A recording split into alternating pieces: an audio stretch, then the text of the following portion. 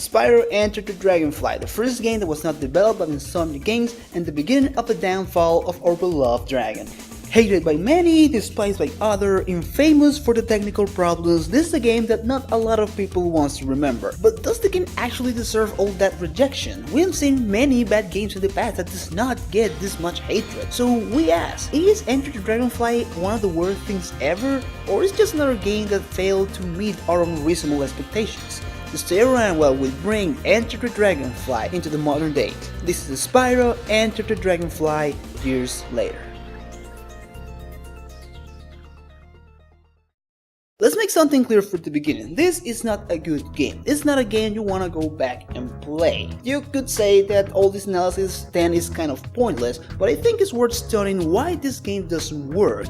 It is true that it's famous for the amount of technical problems, crashes and bugs it has, but I don't think that is the main problem with the game. But let's not get ahead of ourselves and let's work step by step. I always like to talk first about the visuals, and this game visuals and aesthetical aspect can be summarized pretty much in the first 10 seconds. Just watch this. Wow! It's just a float, you scaredy cat. They sure do look happy, don't they, Spyro? Well, it's not every day that a dragon gets his dragonfly. I know it's unfair to judge a book by its cover, but in here, this is pretty much what you need. After playing this game for many hours, more than I wanted, I can say this is a perfect summary of what the game looks. Perfect and pretty much really good looking environments, the grass, the textures, and some animation are really well done, but the characters are just hideous.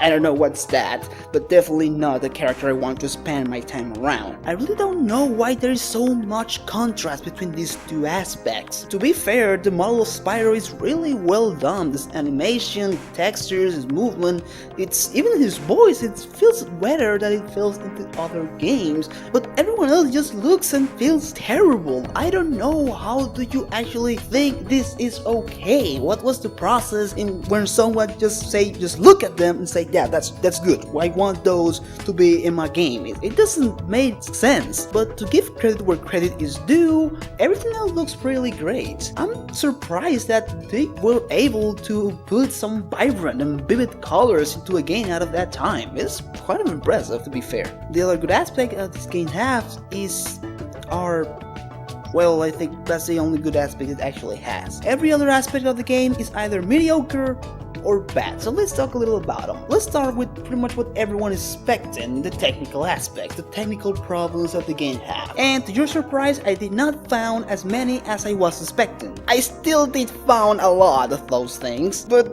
at least it was not as bad as I hoped. After a lot of problems, I think I can track down most of them to the collision detection system. It's true that the game just randomly crashes sometimes, but I still don't know why that happens. But most of the time, I think the collision detection is the problem. You see, in most modern games, the collision is part of the physics engines. It's this part of the program that tries to come with realistic physics for a game. But as you can imagine, simulating realistic physical condition is a really resource-expensive task. It makes sense that back in the day, trying to achieve better looking games and higher frame rates, you will sacrifice a little in that area. So just to make the long story short, the collision system doesn't work. Alright, it works half the time. As you can see here, the running animation is not playing, but I don't think it's because the animation system doesn't work. If I have to make a hypothesis, I will say it's because the collision system failed to detect that the character was on the ground. So the animation system is just playing the animation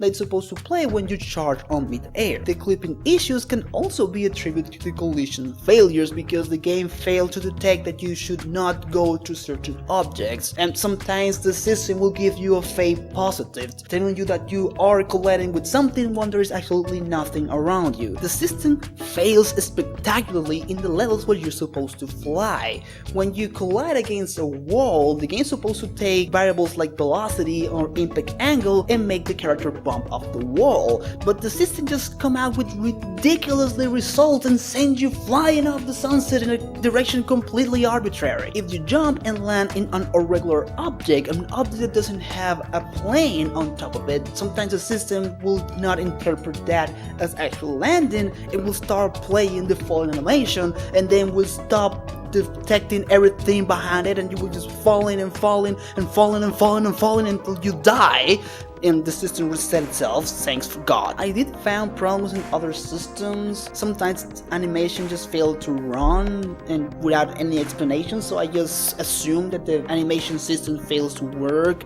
Some other times the sound engine forgot to do this job and sound just stopped playing for some time and just come back when it wants. While I was playing, the game crashed twice, so yeah, there are other problems beyond the collision system. They present themselves once or twice during your gameplay experience and they never will appear again. Thanks God there are systems that do works well, the key inputs works pretty well to be fair.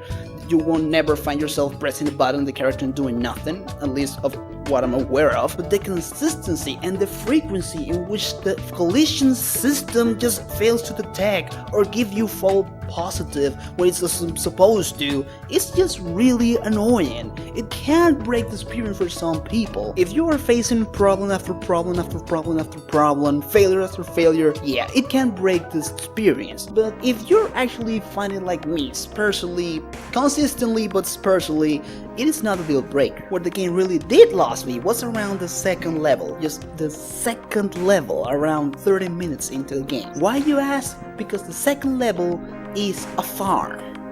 Let that information get into your brain. Think about it for a second. A farm. You're making an Spyro game, trying to come up with interesting locations where you can do platforming, and your second option for your second level is a farm. Why? They might add a little spice as an aliens into it, God knows why, but still a farm is still a piece of land filled with cows and crops. What is so interesting about a farm to be in an Spyro game? I really hated the first time I saw it. I mean, it's a farm. Why is there a farm in a Spyro game? Well, I tried to keep my calm and try to look at there. This might be only one level. There are still many levels in front of me, and some of them can be quite good. I opened my atlas and found out the game only have 9 levels.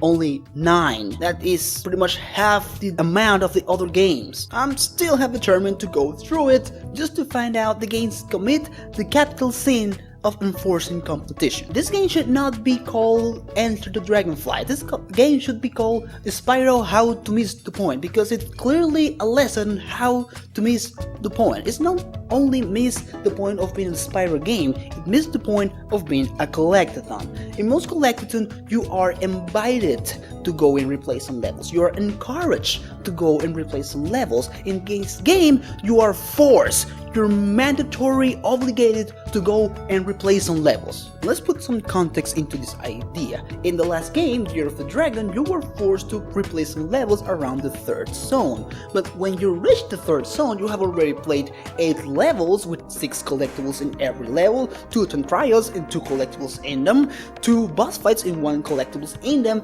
and 4 optional playable characters with 2 collectibles for every character. So if you do not want to replay a level because it's a farm and no one wants to see a farm on a Spyro game, you can choose other options. You choose where and how you obtain the collectibles you need. So you will need around 42x out of 62. This is not hard math, I'm just approaching the numbers, but you need around 67% of completion rate to access the last zone. It kind of makes sense. You've been playing 4 hours. Asking for a high completion rate is not that bad. In contrast, this game asks you for 15 collectibles to access the 3rd level, and because there are only 10 collectibles in every level, they're asking you for 15 out of 20 collectibles. It's a lot. It is true that now there are more collectibles in the overworld. Instead of having 4 different zones, there's just one big zone with 10 collectibles in them,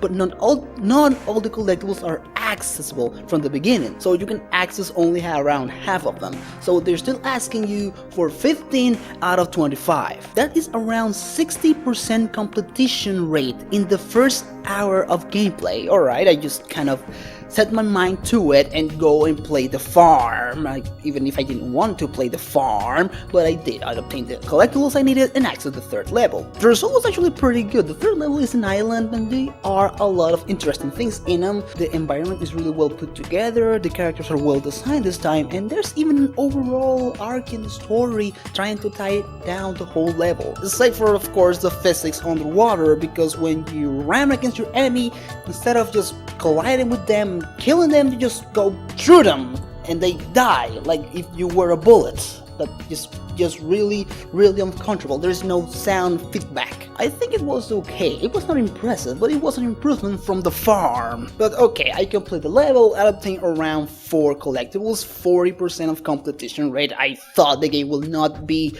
willingly to ask for more than that, just to find out that to access the third level, I needed 25 collectibles. Just think about it. I need 15 for the third and 25 for the fourth. If I have 10 collectibles in the third level, that means that I need to accomplish 100% completion rate to keep advancing through the game. And that is just stupid. Never in any game, no one asks any player to achieve 100% completion rate to keep advancing. That is just simple math. It's just adding 2 numbers and realizing that what you're asking is not even possible.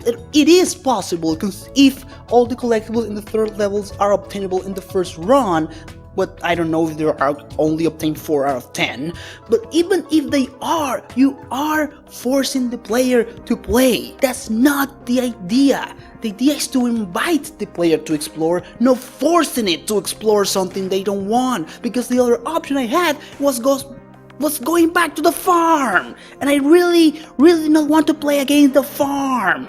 I just really want to know how the thought process for that was. Did absolutely no one raise a concern that it was not right? The game could just lost me there. I just thought that, okay, this is not what I was expecting to be. Besides, you already made a farm one of your level. What's next?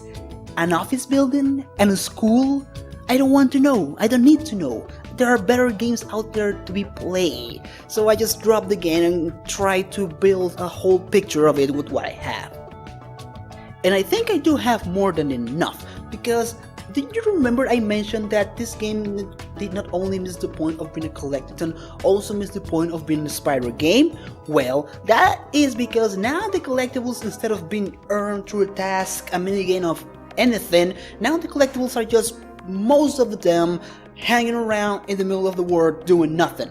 Well, they do one thing. They run away from you, because now collectibles are fireflies and they don't want to be rescued. God knows why. You need to capture them with your bubble breath. Yeah, you have different breath this time. Fire breath, electric breath, bubble breath, but they all pretty much work the same, so there's no big difference there. You need to capture them with your bubble breath, but that doesn't work, because for that you need the collision system to actually detect that your breath has reached the firefly. And even if you are 100% sure you actually hit it, the collision system will say like, nope, it didn't happen, do it again. And some of these fireflies are really hard to catch. There are other minigames and set activities when you can get collectibles, like the tank minigame, which doesn't work because the collision system cannot say if you are hitting your target.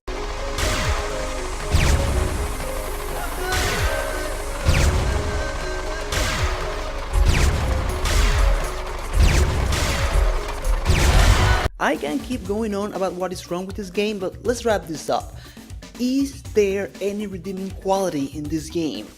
And no, they are not. There's obviously no effort or ambition or thought put into this one.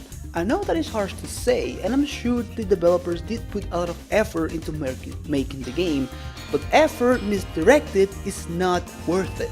If you cannot capture the essence of what makes a game, a series, a franchise unique, You're better off trying to make a reboot or something like that, not being holding back by concepts you don't know how to pull off. If you are like me, a game enthusiast, and wants to know more about games, how are they made, how are they designed, how do they work, how are they programmed, paradoxically, I will say go and play this game, at least the first 30-40 minutes of it, because it's impressive how bad decisions can simply damage something that's supposed to work. But if you're just passing by looking for something to play, I will recommend you to stay as far as possible from this game. You are better off playing, well, anything else.